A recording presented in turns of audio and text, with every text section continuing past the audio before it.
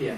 Banyak orang yang hidup secara radikal mengasihi Tuhan. Dia radikal, dia meninggalkan pekerjaannya yang sudah bekerja di kantor. Radikal, dia meninggalkan hal-hal yang dia anggap itu hal-hal yang duniawi. Dia hidup radikal bagi Kristus.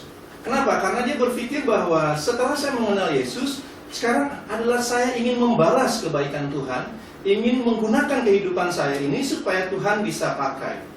Perkataan Paulus bahwa hidupku bukan aku lagi, melainkan Kristus hidup di dalam aku, kedengarannya sepertinya sudah familiar bagi sebagian besar orang Kristen.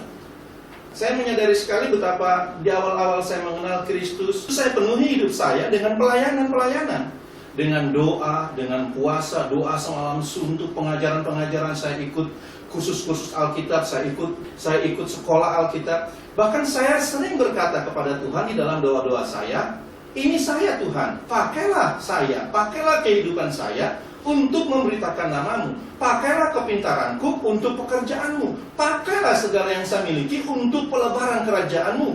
Dan semua itu saya lakukan dengan sungguh-sungguh, dengan hati yang mengasihi Yesus yang saya kenal itu. Tetapi sebenarnya semua usaha saya bagi Kristus itu justru merupakan batu sandungan bagi saya di dalam mengenal Yesus sebagai kehidupan saya. Saya tidak pernah sampai kepada pengenalan akan Kristus. Karena saya tahu teologi, saya tahu doktrin-doktrin, maka saya menduga bahwa saya tahu substansi yang sebenarnya akan Kristus itu, substansi realitas kehidupan spiritual itu. Sebenarnya saya tidak tahu apa-apa. Sekali lagi malam ini coba kita mau melihat perbedaan antara hidup saya dipakai oleh Tuhan dibandingkan dengan kehidupan Tuhan yang ada di dalam saya. Itu dua hal yang sangat-sangat jauh sekali berbedanya. Sama seperti langit dengan bumi, sama seperti kematian dengan kehidupan. Saya tahu hal ini cukup jarang kita mendengarnya, karena kita berpikir kalau kita percaya Yesus, kalau kita sudah diurapi minyak, kalau kita sudah menerima Roh Kudus katanya, maka kita bisa menggunakan hidup kita. Tetapi maaf kata, di hadapan Tuhan, hidup kita itu hidup yang tidak memiliki arti apa-apa. Tentu saja kita sudah familiar juga dengan segala perkataan teologi bahwa oleh kematian Kristus kita semua sudah diampuni, diselamatkan, dan dibenarkan oleh kasih karunia. Maka kadang-kala kita berpikir oleh karena itu sekarang saya harus menyerahkan hidup saya kepada Allah. Serahkan segala kehidupanmu menjadi persembahan yang harum baginya. Lalu kita berlomba-lomba menyerahkan segala kehidupan kita. Apa itu kehidupan kita? Segala kepintaran kita, harta kita, tenaga kita. Bahkan juga kita berusaha mengembangkan kepintaran itu. Kita berusaha mengembangkan pribadi kita, mengembangkan harta kita, yang kita juga akan gunakan untuk lebih menyenangkan Allah. Kita mungkin berpikir seperti yang dulu saya pikir, bahwa saya mau ikut Yesus supaya hidup saya lebih baik, usaha pekerjaan saya lebih baik, saya tidak hidup miskin, saya tidak susah lagi, sebab yang saya tahu bahwa penderitaan itu adalah akibat dosa. Dan Yesus sudah mengalahkan dosa, maka kalau begitu, kalau saya menerima Tuhan Yesus, maka saya pasti tidak akan lagi menderita. Pikiran-pikiran landasan-landasan ini datang sebenarnya juga bukan datang dari Roh Kudus. Ini datang dari pemahaman agamawi kita, bahwa kalau kita menerima Yesus, maka kehidupan kita itu bisa diperbaiki. Tidak jarang orang mau kehilangan hidupnya supaya dia memiliki kembali hidupnya. Dia mau menyerahkan segala harta miliknya, segala waktunya, segala hartanya, tenaganya, kepintarannya, karena dia berpikir bahwa Yesus akan memberikan kembali kepada dia. Kalau dia beri 10%, maka Tuhan akan kasih 100%. Kalau dia beri waktunya, maka Tuhan akan kasih waktunya Tuhan. Itu akan kita barter dengan Tuhan. Dengan memiliki Yesus, kita berpikir kita tidak lagi akan menderita, kita tidak lagi hidup di dalam kesusahan. Kita familiar dengan semua seruan-seruan itu. Sebab itu banyak diteriakkan dalam khotbah-khotbah. Banyak juga disampaikan dalam kesaksian-kesaksian, di dalam ibadah-ibadah yang kita ikuti, di dalam persekutuan-persekutuan yang kita ikuti, di dalam doa-doa bersama yang kita ikuti. Namun, kalau Anda melihat Alkitab itu sendiri, konsep hidupku bagi Allah yang seperti saya jabarkan di atas tadi itu sebenarnya bukanlah Injil yang Yesus dan para rasulnya beritakan. Hidupku bagi Allah itu, hidupku kupersembahkan bagi Allah itu, bukanlah konsep Injil Kristus. Injil Kristus itu bukanlah karunia pengampunan yang diikuti dengan pengembangan diri. Bukan karunia pengampunan yang diikuti dengan pengembangan kehidupan kita lebih baik, performance kita lebih baik, karakter kita lebih baik. Justru sebaliknya, Injil Kristus itu adalah pergantian kehidupan, penghancuran, kematian dari satu kehidupan, dari satu nature, yaitu nature saya sebagai nature manusia yang berdosa, nature saya sebagai manusia yang adamik itu digantikan dengan kehidupan lain. Satu nature lainnya, yaitu kehidupan Kristus, nature Kristus. Yang lahir dari daging adalah daging, dan yang lahir dari roh adalah roh. Ketika saya lahir, pertama kali lahir ke dalam dunia ini, saya tidak pernah lahir dari roh. Semua manusia yang hidup di dalam dunia ini, mereka lahir dari daging. Dan tidak ada satu manusia pun yang tidak lahir dari daging, dan tidak ada satu manusia pun yang tidak memiliki nature daging itu. Nature daging itu adalah nature dosa. Nature itu adalah kehidupan kita. Anda bisa bayangkan kalau nature-mu, kalau kehidupanmu yang penuh dosa itu engkau persembahkan untuk pelayanan Kristus. Kepintaran saya, harta milik saya, semua itu berada di dalam satu nature, satu jenis kehidupan. Kehidupan dosa. Apakah itu adalah kehidupan Anda di dalam agama? Apakah kehidupan Anda di dalam perbuatan yang sangat baik? Semua itu nature-nya saudara, dosa adanya. Tidak dapat kita persembahkan di hadapan Allah. Justru salib itu menghancurkan kehidupan itu. Justru kehidupan kita itu kita harus taruh di atas salib Kristus itu. Karena itu yang dikerjakan oleh Kristus. Justru kita harus kehilangan kehidupan kita, bukan kita justru mempersembahkannya kepada Allah. Markus 8 ayat 34, bahwa Yesus memanggil orang banyak dan murid-muridnya dan berkata kepada mereka, setiap orang yang mau mengikut aku, ia harus menyangkal diri.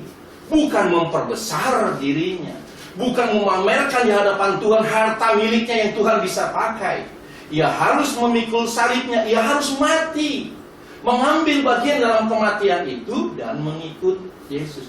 Justru bukan membanggakan kehidupannya, bukan membanggakan title, STH, MTH, dan seterusnya. Karena siapa yang mau menyelamatkan nyawanya, di dalam King James Version, kata nyawa itu life. Karena siapa yang mau menyelamatkan hidupnya, ia akan kehilangan hidupnya. Kalau Anda ingin menyelamatkan hidup Anda karena Anda berpikir Anda menderita dan susah, Markus 8 ayat 35 itu berkata, siapa yang mau menyelamatkan hidupnya, ia akan kehilangan hidupnya. Tetapi barang siapa kehilangan hidupnya karena aku.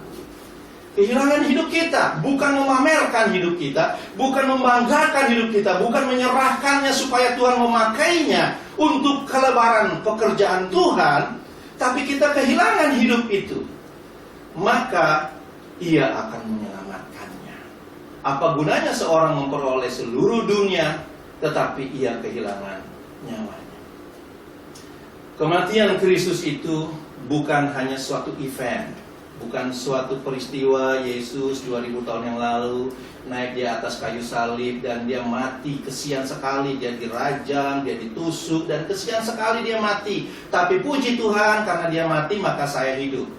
Itu bukan berita Injil. Berita Injil dengar, dia mati maka saya juga mati. Kalau ada yang memberitakan Injil bahwa dia mati dan saya hidup, itu bukan Injil Kristus, itu Injil manusia.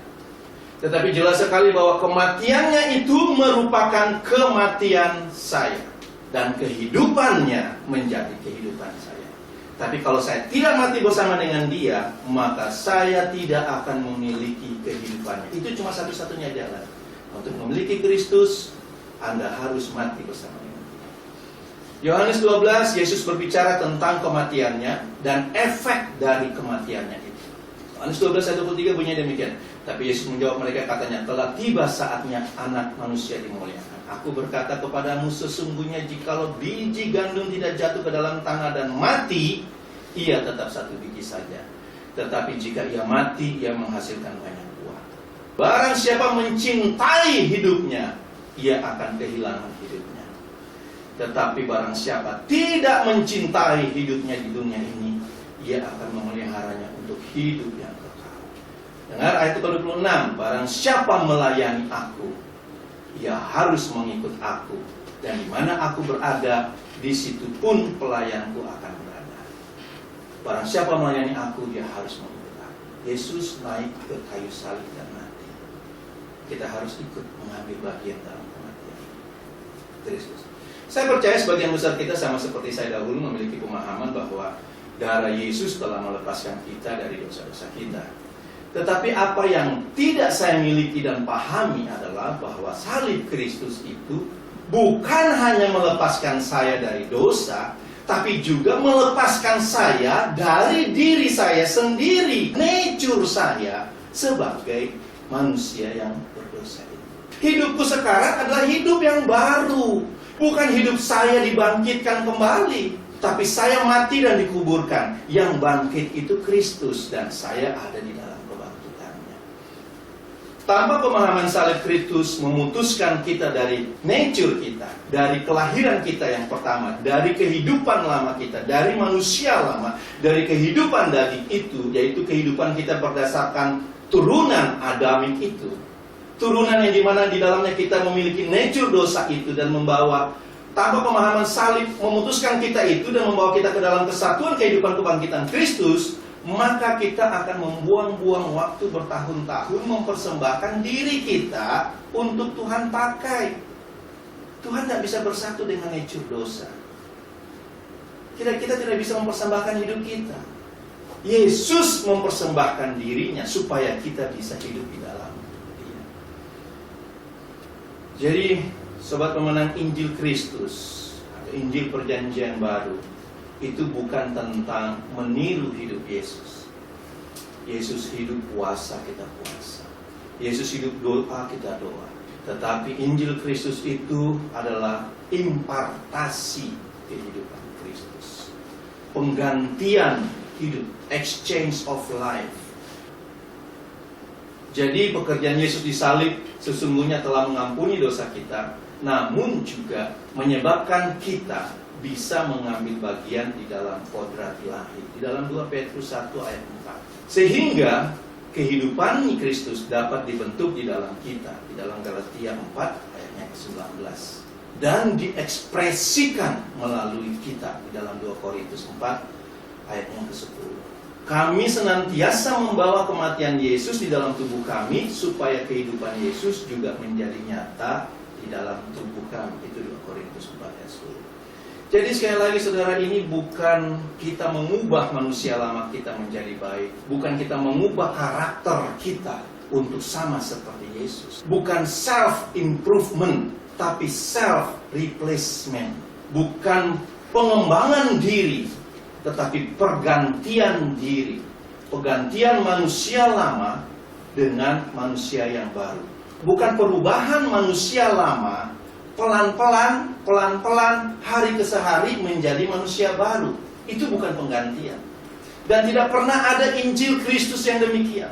Tidak pernah ada berita dari para rasul yang mengatakan bahwa engkau harus merubah manusia lamamu dengan pelan-pelan mati hari demi hari sehingga menjadi manusia baru. Itu tidak pernah, dan itu asing di dalam Alkitab. Roma 6 ayat 6, karena kita tahu. Ini bagus sekali saudara. Di sini diperlukan pengetahuan kita.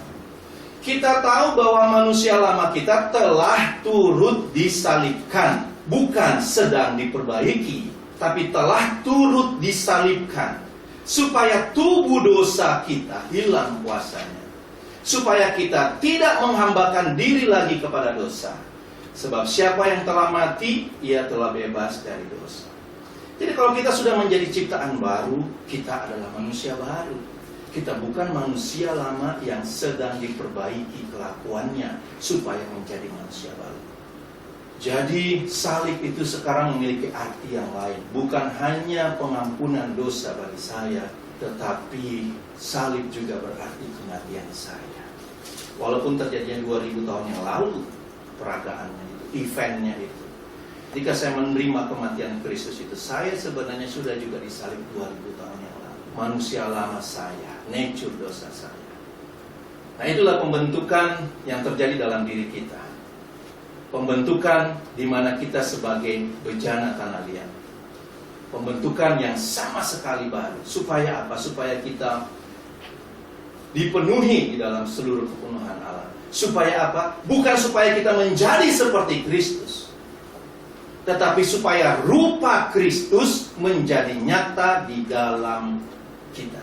Galatia 4 ayat 19. Jadi bukan kita berusaha menjadi seperti Kristus, saudara. Sia-sia usahamu. Tetapi kita cukup menerima kematian Kristus supaya, Galatia 4 ayat 19, supaya rupa Kristus, rupa Kristus, bukan rupa kita menjadi sama seperti Kristus, tapi supaya rupa Kristus menjadi nyata di dalam kami. Supaya kita memanifestasikan Kristus. Ini sebabnya kami disebut ciptaan baru. Itu sebabnya kita disebut manusia baru.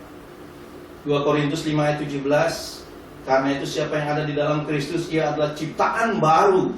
Yang lama sudah berlalu, sesungguhnya yang baru sudah datang. 2 Korintus 5 ayat 17. Efesus 4 ayat 22. Kita harus menanggalkan manusia lama. Menanggalkan manusia lama, Efesus 4 ayat 22. Bukan memperbaharui, bukan mensekolahkan manusia lama itu supaya menjadi manusia baru, tapi menanggalkan manusia lama yang menemui kebinasaannya dan mengenakan manusia baru.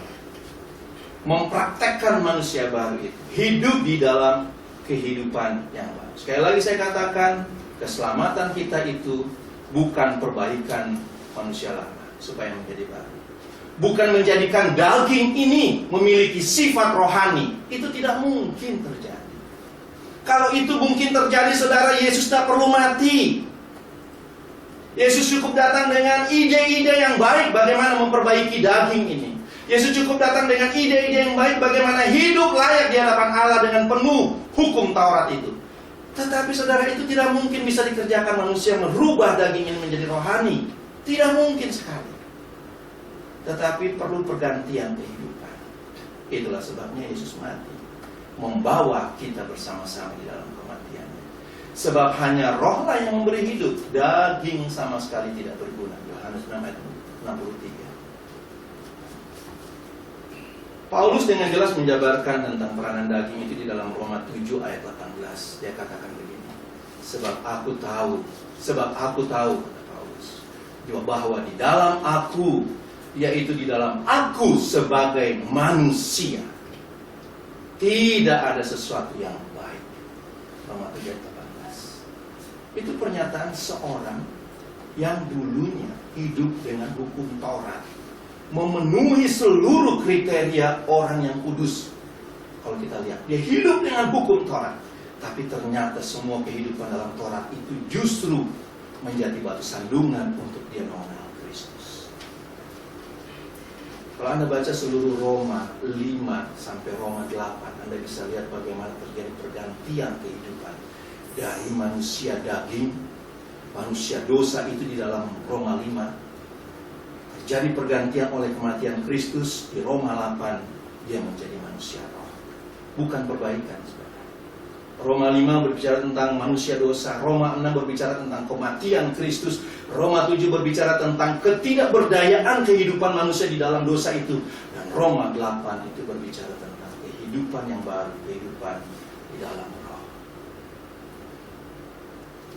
Sesungguhnya memahami pekerjaan Kristus setelah selesai disalib itu dapat membuat kita mengenal akan pekerjaannya, keselamatan itu, dan memperhitungkan bahwa manusia lama itu telah mati, dan dengan demikian kita memiliki kesempatan untuk hidup di dalam Kristus. Ini manusia baru, saudara.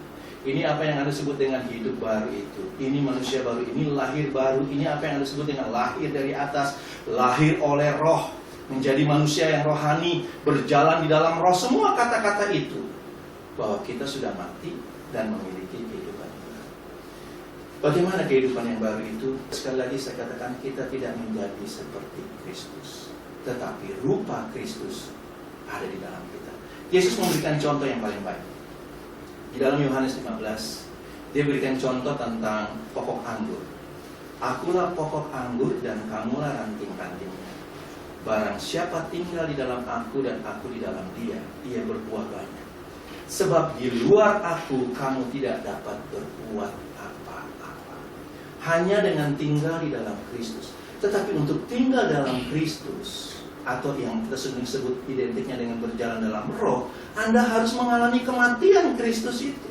Tidak ada pilihan.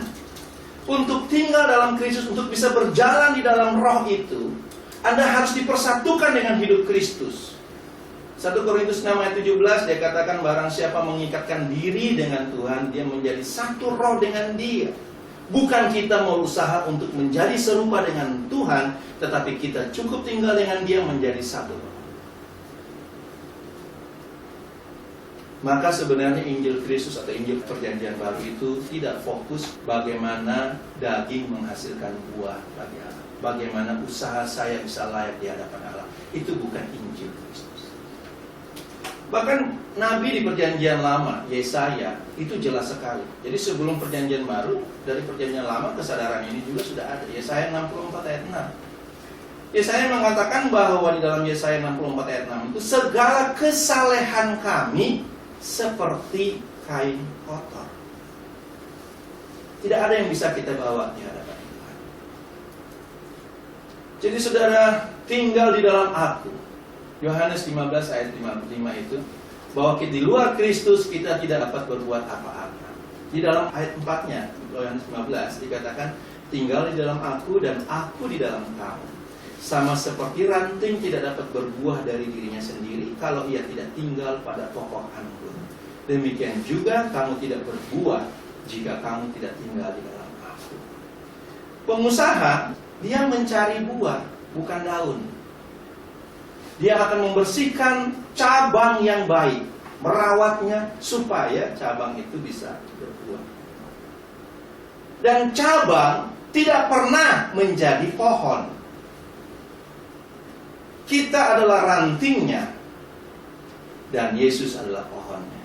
Kita bukan meniru Yesus, kita bukan menjadi seperti Kristus, tapi kita dicangkokkan ke dalam Kristus, dimasukkan ke dalam Kristus, ditransplantasi, diikutsertakan, dilibatkan dalam kehidupan pohon anggur itu. Kehidupan itu datang dari pohonnya, bukan dari cabangnya. Cabangnya tidak memiliki kehidupan sama sekali selain daripada kehidupan dari pohon itu. Itulah sebabnya kita harus mati kehidupan kita, lalu bisa dicangkokkan ke dalam pohon itu. Dan sekali lagi, cabang tidak pernah merubah dirinya menjadi pohon. Kami akan segera menutup acara malam hari ini, namun minggu depan program kebenaran yang memerdekakan akan hadir kembali di waktu dan gelombang yang sama, yakni pada hari Selasa pukul 19 hingga 20. Dan bagi Anda yang masih memiliki pertanyaan dan mau belajar bersama tentang firman Tuhan, kami mengundang Anda untuk hadir dalam kelas diskusi kami pada hari Sabtu. Anda juga dapat bergabung di facebook.com/KYMKAMU, facebook.com/KYMKAMU, atau dapat juga friend di akun kami di Kebenaran yang Memerdekakan. Sebelum kita mengakhiri dengan doa, silakan Pak Yaya memberikan sedikit resumé. Ya, jadi kalau kita memahami salib itu hanya sejauh pengampunan dosa, hanya sejauh Allah mengampuni saya, maka sekarang hidup saya bisa saya persembahkan kepada Allah, dan saya melakukan kehidupan saya melalui patokan-patokan ibadah agamawi, maka sebenarnya saya salah dalam memahami salib itu. Jikalau pengetahuan saya akan salib itu hanya sejauh bahwa Allah telah membebaskan saya, maka sebenarnya saya tidak berbeda dengan bangsa Israel yang telah dibebaskan Allah dari perbudakan di Mesir sebagai lambang perbudakan dosa. Bangsa Israel yang dibebaskan dari Firaun sebagai lambang dosa penguasa yang menguasai manusia. Mereka dibebaskan melalui darah yang dicurahkan, yang dibasuh di ambang pintu rumah mereka sebagai lambang darah Kristus. Namun ketika mereka sudah bebas dari Mesir, mereka tidak mengerti tujuan daripada keselamatan mereka dibebaskan dari perbudakan Mesir itu. Mereka tidak bisa sampai ke dalam tujuan Allah memberikan kebebasan itu. Tujuan Allah itu bukan hanya membebaskan dia keluar dari Mesir, bukan hanya membebaskan mereka keluar dari kungkungan dosa, tetapi tujuan Allah adalah membawa mereka masuk ke dalam tanah Kanaan. Tujuan Allah membebaskan kita dari dosa itu adalah membawa kita masuk ke dalam Kristus, di dalam kehidupan Kristus. Bangsa Israel itu bebas dari Mesir, tapi mereka tidak sampai kepada tujuan daripada keselamatan itu. Dan apa yang terjadi? Mereka binasa di padang gurun. Mereka salah mengerti arti daripada salib Kristus itu. Saya ingin tutup dengan satu ayat, Ibrani 3 ayat yang ke-16 sampai ke-19. Ibrani 3 ayat 16 sampai 19. Siapakah mereka yang membangkitkan amarah Allah, sekalipun mereka mendengar suaranya? Bukankah mereka yang keluar dari Mesir di bawah pimpinan Musa? Dan siapakah yang ia murkai 40 tahun lamanya? Bukankah mereka yang berbuat dosa dan yang mayatnya bergelimpangan di padang gurun? Dan siapakah yang telah dia sumpahi bahwa mereka takkan masuk ke dalam tempat perhentiannya? Bukankah mereka yang tidak taat? Demikianlah kita lihat bahwa mereka tidak dapat masuk oleh karena ketidaktaatan.